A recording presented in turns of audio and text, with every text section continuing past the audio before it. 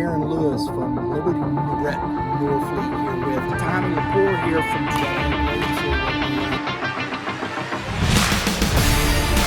Hello everyone, welcome inside the Red Earth Production Studios for another edition of YBMcast powered by Game 7 Baseball, Game7Baseball.com. Dave and Dave finishing up this weekend, finishing out the season, fall ball. And as you can see, fall ball is over and the season is over because we have Mr. Shadow back in studio. And glad to have you back, man. Thanks, buddy. Golf clap. Golf clap. I forgot how good your voice is. You definitely have a voice for radio. Thank you. I appreciate that. And speaking of radio in that respect, we are podcasting. We have our podcast now on Spotify, Spreaker, and iHeartRadio. So if you want to just listen to the podcast, go to Spotify, YBMcast, bing, bang, boom. Listen up while you're working out, right? A lot's changed since I left. Yes, yes, it has. You can go right to the website. We have our Spreaker player. You can listen to the podcast on the website right there, and also on iHeartRadio. Yeah, man, we're moving on up. Wow. So you guys are better without me. I'll just go home. Well, they're coming. Really, it's coming for Kevin. It's Kevin, That's right? Kevin. Yeah, Coming for Kevin. Coming for the guru. Coming for the guru, No and that's pressure, what though. we got here. We got our guru as always, PBR. Kevin Mulder. Kevin, how you doing, buddy? Doing great. There you go. Excited to have Matt back and He showed up one time. He's like, "Man, I'll come." spice things up again. And it's true. I said this last week. We had Coach Goodrich on the show from St. Louis Community College, and I said I wouldn't be able to have these types of guests, Kevin on there. But honestly, folks, we wouldn't have Kevin here if it wasn't for Matt. Matt introduced me to Kevin, so it's all that stuff moving Sorry, on Kevin. down. My bad. Kevin's like, "Man, we've been Why'd writing you this do for that, years." man? That's ridiculous. Forgot about that part. Yeah. I wouldn't have came today if I remembered that. Oh, mercy. So here we are, Here we are. and we're going to talk baseball. We're going to solve the world's problems today. Hey, in what'd you guys amateur think baseball. about this? Is this weird? You got the 1-2 seed in the American League, and you got the 5-6 seed in the National League, It's whoever's hot. right? Whoever's hot. It good is for interesting, baseball, and man. that's Yankees. postseason baseball. It's the hot hand, and there'll be some talk obviously about the new playoff format. But I think it's Matt's right, it's Cardinals won it last time they won it as a wild card, I believe. Yeah. It's the hot hand that's going to go through the postseason. And right now, the Phillies, man, they are red hot. Yes, they are, and they're pitching. Zach Wheeler, he was dealing last And night. Nola, that's Yeah. a tough 1-2 combo they have. You ain't kidding. And, to that point, Matt was telling me before they were down in Jupiter playing, and they didn't get quite to where they wanted to go. They had a game that was just kind of, right, just kind of a play here, play there. Correct. Which and- is most games, but yeah. And that's what you look at the Padre-Dodger series. That's kind of what it was. You had an error by Turner that cost a run that kind of really changed that game in Game 2. A run here, a run there. And that's what it is at high-level baseball. And like you said, if the bats are hot, the Dodgers bottom of the lineup, and I think it was the Braves too, both those guys bottom lineup, they couldn't hit. Well, you're seeing 1s and 2s in the playoffs, which you're not seeing 3, 4s, and 5s. So You're not seeing the guy that's called up from AAA to cover a well, yeah, and sometimes those guys are hard to hit because you've never seen them before. Right. But I think the big thing is for the big guys, it's if I'm going to go 0 for 6 or 7 against the 1 and 2, I'll go 2 for 4 against the 3, 4s, and 5s, and I'll get my numbers before it's over. right. I mean, it's what they care about until they get older, and then they want to win. So Yeah. And I think that's why you're seeing the Padres and the Phillies. Their teams, they played well. Their lineups hit well. The bottom of the lineup definitely hit well for the Phillies. And Bryce Harper showed up. yeah, I mean the Phillies honestly though haven't really hit. No. They did for one inning against the Cardinals, which is a whole other topic. But they I mean, most teams don't hit in the playoffs because of who you're facing all the top Yeah. arms. That last game, right, was 2-0. Yeah. Schwarber hit a ball to the moon. Oh, yep. So, Yeah, they've had a couple big home runs, and Schwarber hit another one last night to the moon. Yeah. but if you don't did he score, really? you can't win. Yeah. Yeah, That's he hit right. one like, what was it, 489 or 488 or something like that? Jeez. His hardest hit ball of the season, I think. Maybe they said the longest home run in the Padres Stadium history. I might be off on that, but it was a shot, upper Sounds deck. good. Sounds good. I saw Harper's Roll home with it. run. I didn't see Schwarber's. Yeah. Goodness. There you go. The So- fact checkers are too busy since it's political season right now, so I'll get by with that comment, I think. There you go. There you go. Oh man. Well, folks, we're going to talk a little bit about since 2023 was kind of the summer's over. We're heading into high school baseball. It's kind of where it's at. There's a few people that are still left and whatnot, but it struck me as I'm looking at the senior class this year and looking at Prep Baseball Report's top 50 in Missouri. It was curious. I started looking down here, and 28 of the 50 players, guys, are committed out of state. Now, I understand not everybody can go to Missouri or Missouri State, or, do they, you have top talent that probably is not going to go to Southeast Missouri State or Lindenwood or something of that nature. But it seems like there's a lot of these kids going. There's more kids going out of state than staying in state. What is the factors? How does that work? And give us your opinion on this. Go ahead, Kevin. I'll let you start this. I was going to say there's multiple factors. One, it does speak volumes to the talent that is in our state, and it is not a secret at this point that there are a lot of good players in the state of Missouri. Number two, I will give a lot of credit to the clubs that do a good job developing the players and then getting them exposure. And then you mix in events such as the future games where kids get seen. It's not like the old days, like when Matt and I played and you'd have to show up to, Baldwin Athletic to see the Legion All-Star game, and Mizzou and Missouri State would be there, and a couple of the junior colleges, and the best players would sign at Mizzou and Missouri State, and that's kind of what it is now. These kids get seen by all these big schools, and they get their pick of the litter, and the kids will have options, and that, in my opinion, is what has changed and created what you see. You still see a lion's share of the guys going to in-state school, and I do think that is the best, that is good for Missouri players to stay in-state. But the guys are going to have options, and you can see they've taken advantage of those if you look into our top 50 or so.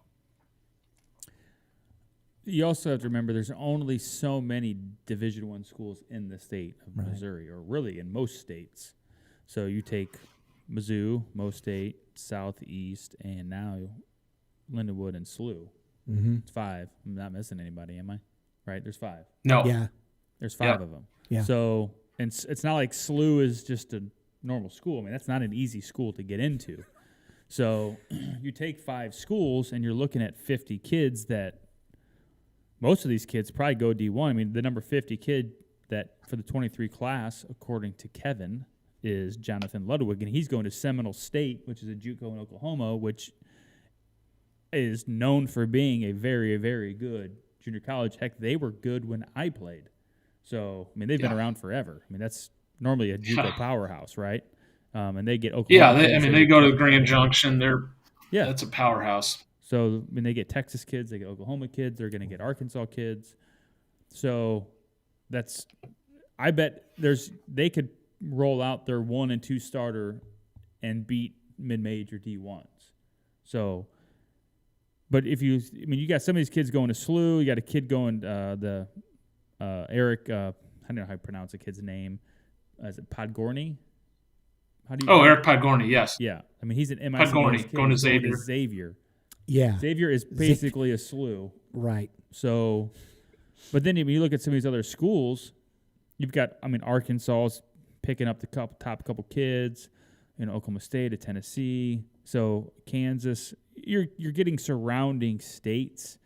I mean, the one that I think is the most shocking to me is the Jeter kid from Hamilton going to New Mexico State. Right. So Well, I don't know the kid, but there is a story behind that. there has to be something behind it for a kid to go to New Mexico State from St. Louis or Missouri. His family is from that area, and so they have a connection there. There you go. So that makes sense. A family. Right? There you go. But outside of that, most of them are surrounding. You have the Tommy Lepore kid going to UC, which is Cincinnati. Mm-hmm. And then, Caden Wilson at Texas A&M, which I'm sure he was seen at some point down south when they were recruiting. But yeah. Yeah, future games. He was there you go. Committed after the future games. There you go. 2 years ago. I think it's interesting, too, and to your point, Kevin, you were talking about the quality that the club baseball and the things that you're talking about, really good programs in Power 5. I mean, from Arkansas to Tennessee to Big 12, of course, Oklahoma State, Missouri, Duke in the ACC. I'm not quite sure how good they are as far as their baseball program. They're good. They've gotten a lot better. They've gotten good. Yeah. Okay. Yeah. And they're getting I mean, Cameron Poe is that kid can pitch. Go ahead. He's a big upside, but Cameron's also a super academic kid. So, you look at that, and last year, it was Elliot Cruson from Parkway West that went to Dartmouth. You're going to have a handful of kids. It's not going to happen very much. You maybe one, tops three, that are going to be so academic. They're going to choose an Ivy League, a Duke, a Stanford. It's not going to happen often. But you almost have to, I don't want to say throw that out, but they're going to be looking at a different set of schools. And then one other thing, Matt made a good point on the regional stuff. Like, I'm looking at Colton Wemhoff and Ty Wisdom, who are going to KU.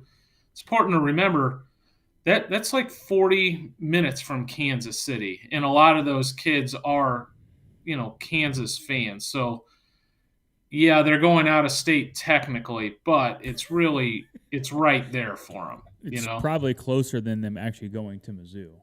Oh, absolutely. So yeah. Absolutely. Yeah. So I think that's interesting. And then some of the kids that are, going to Arkansas or Arkansas Little Rock. I mean, I know it's from here, it's a little bit further down, but some of that stuff in the southwestern part of the state, it's not that far. They recruit hard in the southern part of Missouri. Yeah. I mean, it's right Yeah, there. like Trey Gardner's from Kennett. That Little Rock is not that bad of a drive from Kennett, Missouri. I mean, I go down to Kennett a couple times a year. It's 3 hours and 15 minutes from my door. So this goes to This goes to your point you made, Kevin, where most kids stay within about a 200-mile radius of home. And to me, that's the right fit for most people. And you brought up the St. Louis U thing. I worked at St. Louis U as a coach for 7 years. We were more of it sounds kind of funny to say, but you're more of a national recruit because you're recruiting kids that have a certain set of academic that meet a certain academic requirement. A Cam Poe is the type of student that is going to choose a Duke or a Rice, a Stanford, an Ivy League, something like that. That's, so you kind of have to go where the fit is. And for most, I feel like, the Midwest is the right fit. And then, let's look at the top 10. Yeah, Dane Bourne is going to Tennessee. Now, of course, Coach Tony Vitello, is a St. Louis area guy. So he swings back through. And if you go through and look at I know we're not doing this today, but if you look at the 24 class, the 25 class, he's got into Missouri. And you can go back and look at the 21 and 22. He's going to find a guy out of Missouri. So he swings back through. So there's usually a reason when you see a kid going out of state. Well, and most of these kids Well, most of these schools are going to go for kids from certain high schools in certain markets.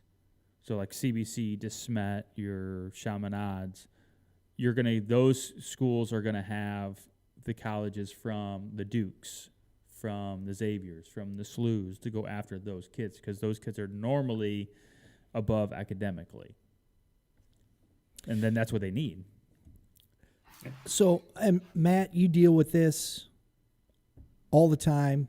The club, you've got a national program, and Kevin, you with recruiting on the other side of it. I want to ask you guys. We have these top 10 players here, and we see Arkansas top 20. Let's look at this. So a couple of those kids, a few of those kids at the top may have a shot at, and we saw last year the young man from Liberty get drafted. Carson Milbrandt in the third round. I mean, you guys have said that Adam Hatchman has a real opportunity to maybe be in that top in the draft. How many of these kids down there are looking at that opportunity? How many kids out of the top? Let's say top 10. I wouldn't even get into the 20s. Right.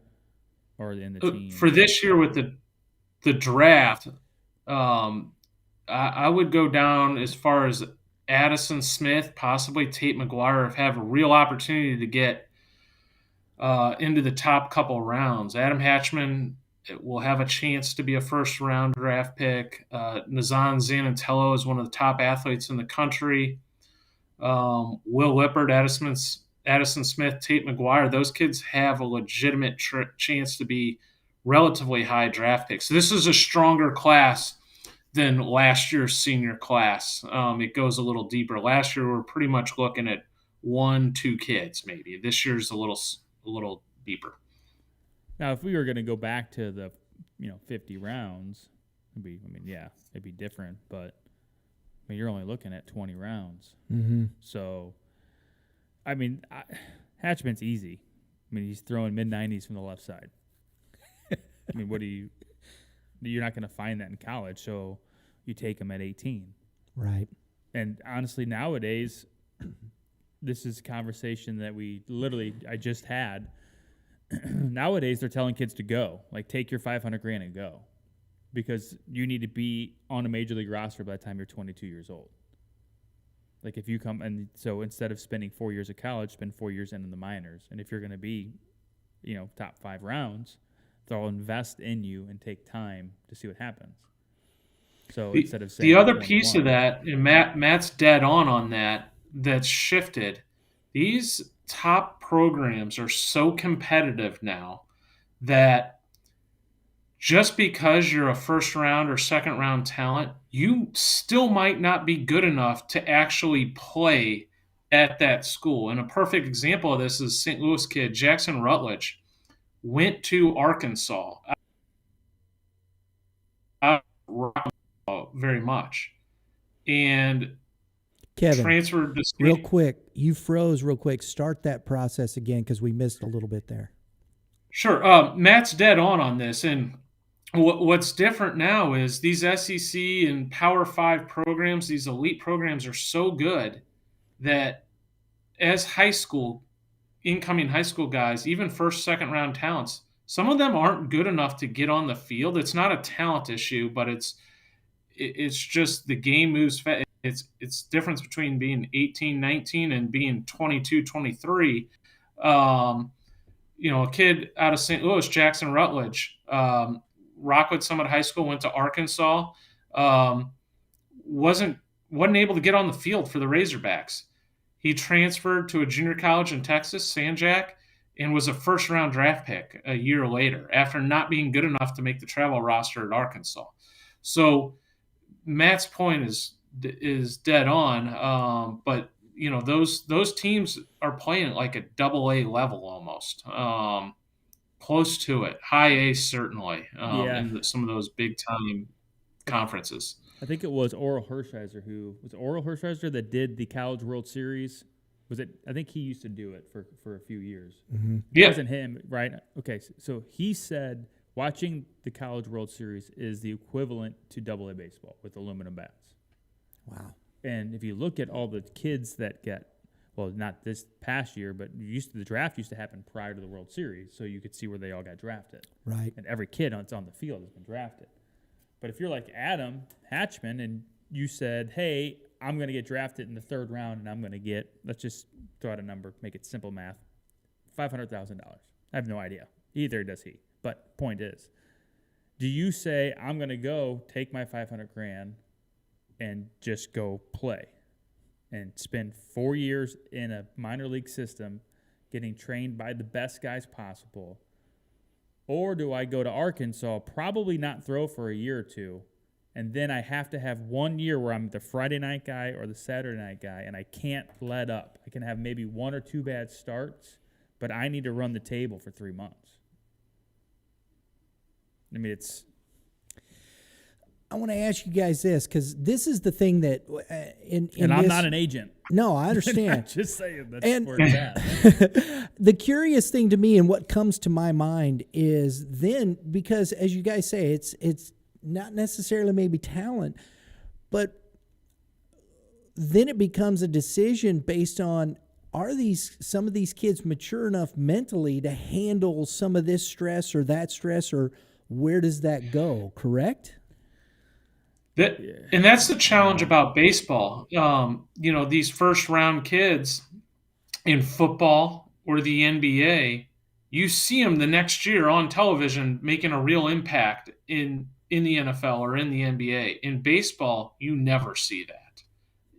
You're in the minor leagues, and there's a lot of development, and that's how high of level our Power 5 schools, a lot of our Power 5 schools are playing at nowadays, is you have to have that extra seasoning to be developed enough to compete at that level of college baseball now. And the same thing in minor league baseball. It's not that the kid isn't talented enough. If we're stuck on Adam Hatchman, but Adam throws up to 98 miles per hour. He throws hard enough to pitch for the Cardinals. The Cardinals do they have a starter that throws harder? They don't have many. They have a bullpen full of those guys, but his stuff is good. But he needs a lot of seasoning to learn how to get big league hitters out. And you can flip that over to the hitters, and just look at them take a round. Yeah, they can hit the ball out of the park. They can drive the ball the other way. Now they got to learn how to put it all together versus advanced pitching, advanced analytics, where they figure out holes and swings and how to. I know they're banning the shift, but there will still be defensive alignment. How do you deal with that? How do you deal with failure? And that is the huge transition that happens in baseball. I mean, it's the other thing is we're using Hatchman because it's easy. Yeah. You have to be able to spin it, meaning you have to be able to throw curveballs, and it's got to be good, and it's got to be for a strike. And that's when you get to the minors, and that's Power 5 D1 baseball. Because everyone's hitting fastballs that are 95 to 98 to 100, because that's just what's there. So, but can you spin it?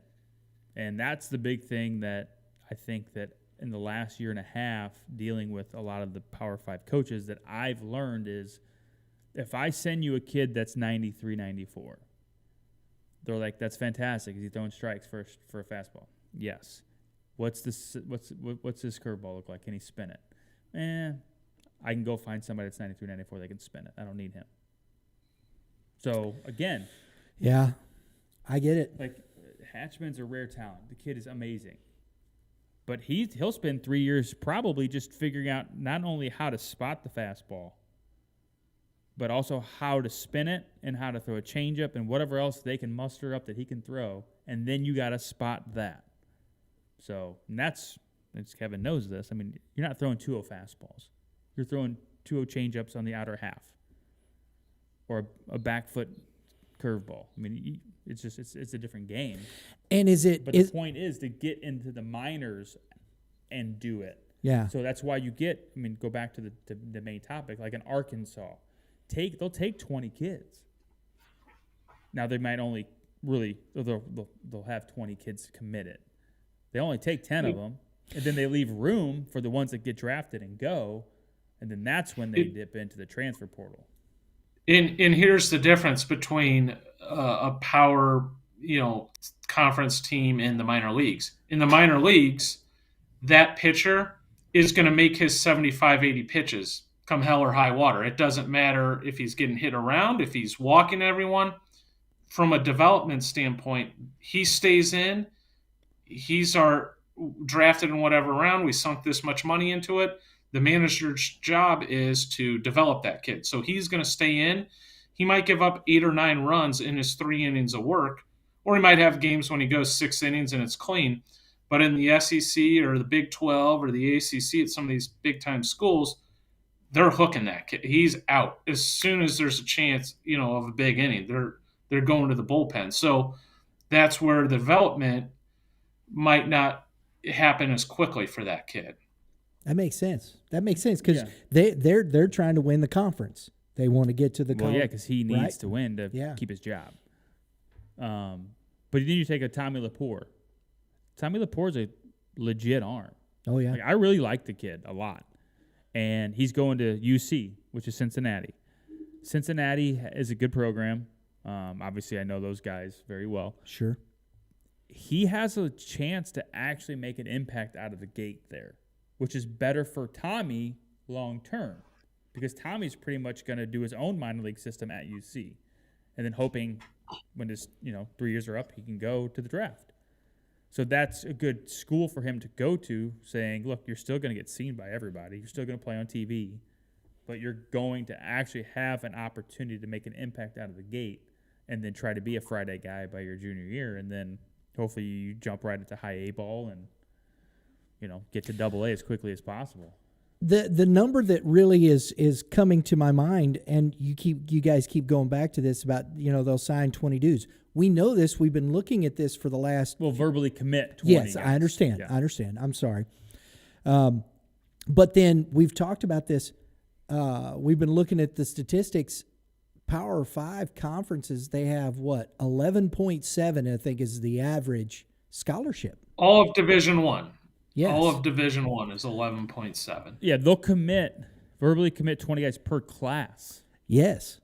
And they're all not going to go, because you can't say, all 20 are going to walk in.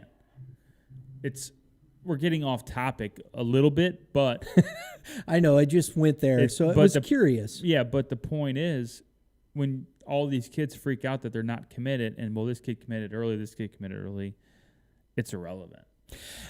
But it does go to the topic at hand, because this is why we see so many. You don't see everybody staying in state, especially at this top level. They're going to these other schools because you can't scholarship all of those kids. They just don't have that. That's not even feasible. Well, but if you're say you're Ty Wisdom, let's just throw Ty, which he's a Kansas City kid, so KU's not far from him. Right. And his family could be from there, whatever. Yeah, I don't know.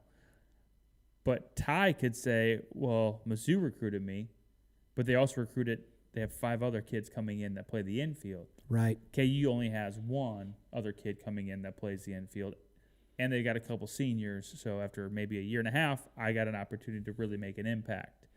And then you look at other schools that may have recruited him along the same way, like Oklahoma, Oklahoma State, like pick surrounding states. They probably recruited him to some degree, and then that's what you look at from his perspective. Right. It's harder for position guys than it is for pitchers. I mean, the 2 most recruited positions are pitcher and catcher. Like that, those are the 2 biggest needs right now in general. Pitcher will always be number 1 forever. So I'm glad Matt did this, because we'll get back on topic here. Let's go to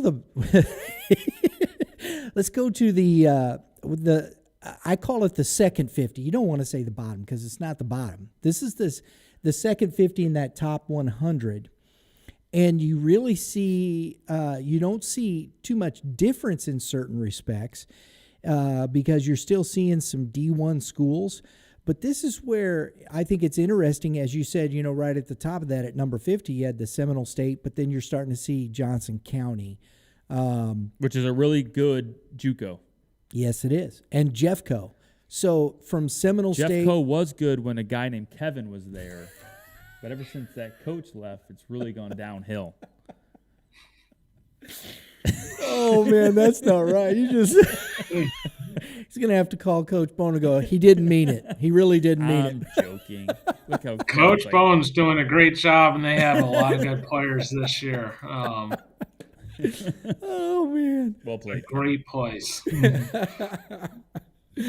Oh, and then you have Miles Kruger We should going send to, him that clip only. We should, shouldn't we? Yeah. But just the back end of it, not the front. But then you got Miles Kruger going to Rhodes College, man. That's no joke right there. It's a big-time academic school. Miles is another really bright student, and Rhodes is obviously an elite academic school. So you'll see, some of this in that nature. And I will point out, like Austin Romaine, you'll see Kansas State there. Mm-hmm. He is going to Kansas State to play football. Now he was recruited by Division I's to play baseball as well, but he is playing football at Kansas State. There you go. See, so that is right. The one thing that I do notice, though, is with this class specifically, that Southeast hasn't really dove in on this class in state. Which they could also be. They also could have really. You know what that tells you? Big. I think it's more of the sign of the times, and with the transfer portal and obviously junior college recruiting, I think they they take their shots to a certain point, and like these rankings. I obviously coached college baseball for 16 years, so I used PBR's website on a almost daily weekly basis, multiple times a week. Everyone's going to have their own slightly different opinion of where these players fall. This is just a kind of a guideline. So, if Mizzou did this, their board might look a little bit different than mine. Just like if Matt did this, I'm sure it would be slightly different than mine. But it does give you a guideline of kind of how this fits in. And, certain teams value certain things more. They might be more speed oriented. They might like other schools like more power. Some might put more emphasis on defense versus hitting, and but it is just a nice guide, if you will. And as one coach put it, they always start at the top when they're looking at it. Doesn't mean they agree with everything, but they don't start from the bottom and work up. They start from the top and work their way down. Well, then in your defense, once you get past 20, I mean, it's really, really difficult. Because they're all good, right? Yeah. Well, yeah, it's just, and there's a lot of them are the same type of player, or it's like, hey, this kid's a really good third baseman. This kid's a really good shortstop. Could you swap them? Probably. Yeah. But that's another point is like, hey, we got a catcher and we got a center fielder, or we got a right-handed pitcher. Who's the best? They do different things. There's the right-handed pitcher or the catcher. So it is. Well, then you get the parents of like a kid that says, say he's ranked 50, and the kids that are ranked 60 to 65 are going to Jeffco, Southeast, SIUE. Well, how come these kids, my kid's ranked higher? Why is he going? He's not committed, and they're committed. Well, maybe they don't need a shortstop. Maybe they don't need a first baseman. Maybe they're looking at this and saying, I can go to the transfer portal and get you 2 years older right now. Which, honestly, that's huge. This is really, I think it's empowering the junior colleges. So some of these kids that are good, which this kid like Hayden Nazarinus, I can't pronounce this kid's last name. Hayden Nazarinus? Yeah. So going to Crowder? Yeah. Yeah, he's going to Crowder. Never seen the kid play, day in my life, right? But he's ranked number 70, and he's going to a school that's probably going to go to the World Series.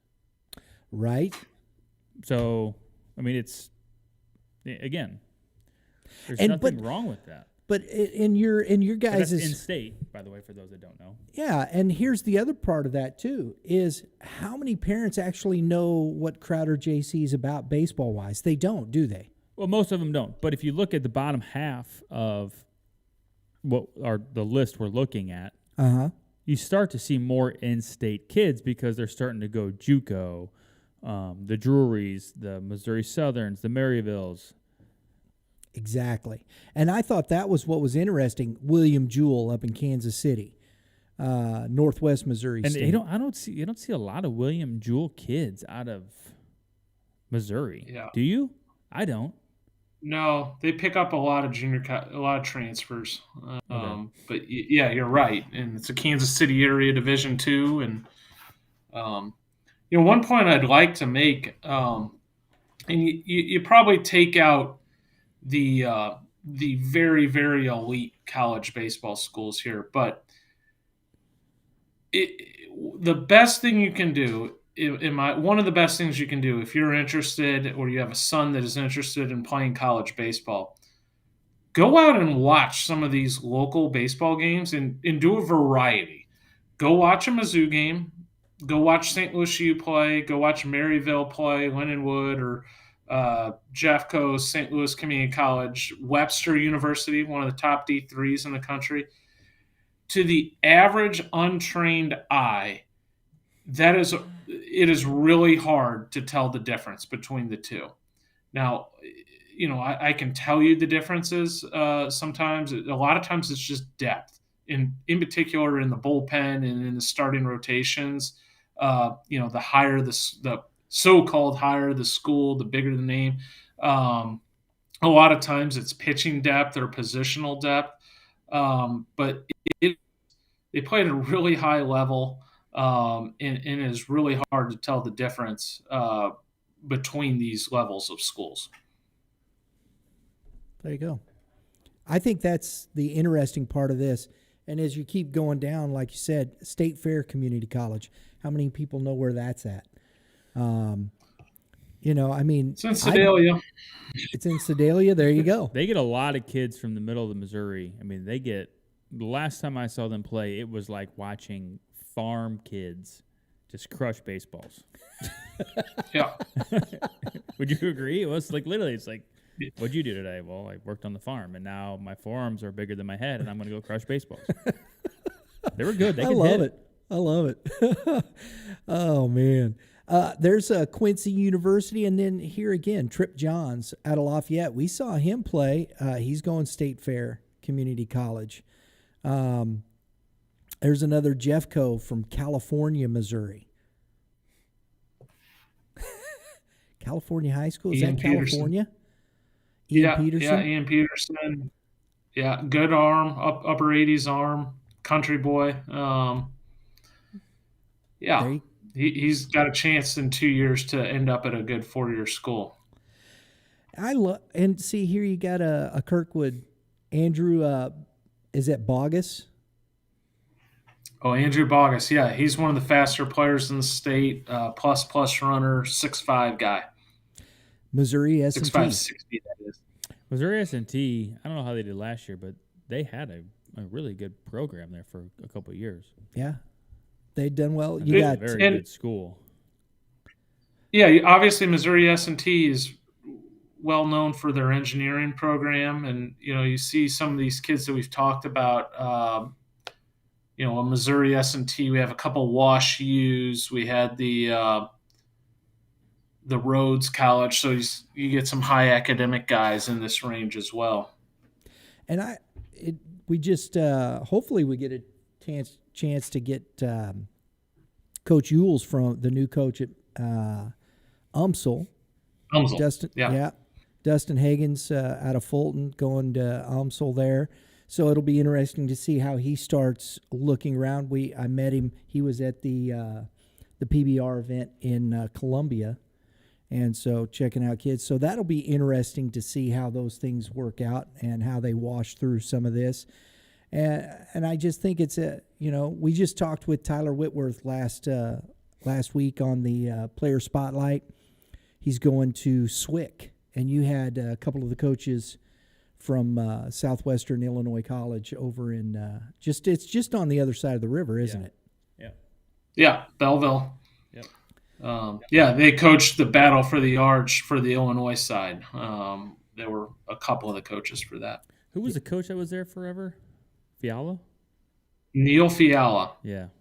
And Swick used to be, well, it used to be Belleville Area Community College, but now, yeah, I mean, they used to be a powerhouse back in Neil's younger days, Coach Fiala's younger days. They were a strong group back when Matt and I were young bucks playing. We swept them, and it was the coldest 2 games of my life. There was You nothing remember around that one, don't you? And it was windy. It was brutal. You know, it's strange, and that's what I think is tough playing up here, because I remember Justin, they moved a game down to they were playing Lindenwood Belleville in AIA, you know, and we went over to O'Fallon, and they had that new turf field. They're out there having to shovel the snow off the field so they could play. You go to some of these JUCOs, I mean, you're in the middle of nowhere. Yeah. I mean, there's no buildings to stop the wind. Some of them don't have trees around it. Crowder was really bad back in the day. I mean, when they built Scuzz Field at the beginning, I mean, that was just the exact same. And still sometimes that is cold because you get the wind off the road, and if you get bad wind, you're in that down. It comes in the down tunnels. yeah, man. Yep. That ain't no lie. Guys, always good conversation. We're going to continue some more. We got some good stuff coming up. Matt's back into the studio, and we're gonna talk a little bit more about these types of things and bring some more information. Final thoughts on today, guys? It's great seeing you, Kevin, as always. Probably have to send a letter to the Jeff Coast coach, tell him I was joking. But other than that,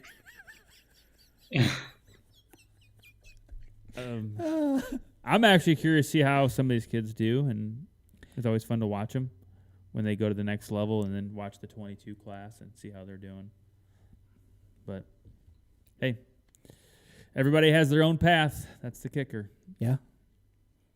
That is 100% true, and one of my favorite things to say is everyone's going to run their own race, and you know, some of these kids fly off the board super early, and that's good for them. It doesn't make it right for everybody else, though, and you know, I think this is a good guideline.